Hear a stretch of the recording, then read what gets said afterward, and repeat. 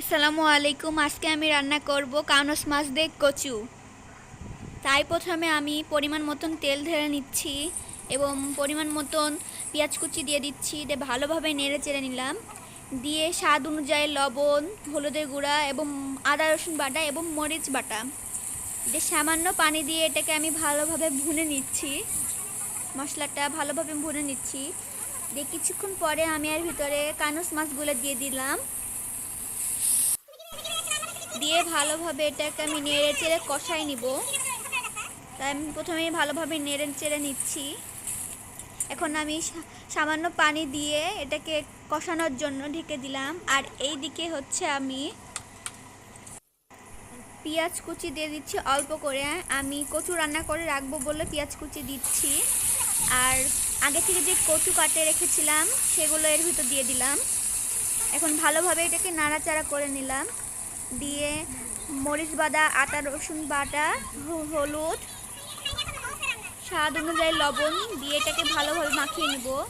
মানে নাড়াচাড়া করে নিচ্ছি। দিয়ে সিদ্ধ করার জন্য পানি দিয়ে দিলাম।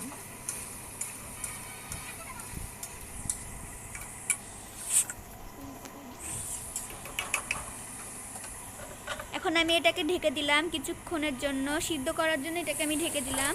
সিদ্ধ হয়ে যাওয়ার পরে মানে মশলাটা ভুনা ভুনা হয়ে গেছে, আমি ঝোল করার জন্য আর একটু পানি দিয়ে দিলাম কচুর ভিতরে। দিয়ে কিছুক্ষণ ঢেকে রাখলাম। এখন আমার কচুটা প্রায় রান্না হয়ে গেছে। আগে থেকে আমি যে মাছ কষায় রেখেছিলাম সেগুলোর ভিতরে আমি কচু রান্নাটা ঢেলে দিলাম। দিয়ে এটাকে আমি ভালোভাবে নেড়ে চেড়ে বরফ তুলে নেব।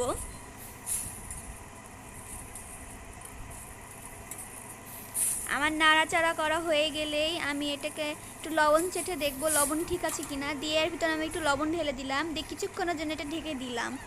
কিছুক্ষণ পরে যখন এটা বলক চলে আসবে তখন আমি এটাকে নামিয়ে রাখবো। আর ভিউয়ার্স, আপনারা তো কচু ইলিশ মাছ দেখিয়েছেন বা অন্যান্য মাছ দেখিয়েছেন, কখনো কি কানস মাছ দেখিয়েছেন? আপনারা অবশ্যই ট্রাই করবেন। তো ভিউয়ার্স, এই পর্যন্ত। আসসালামু আলাইকুম।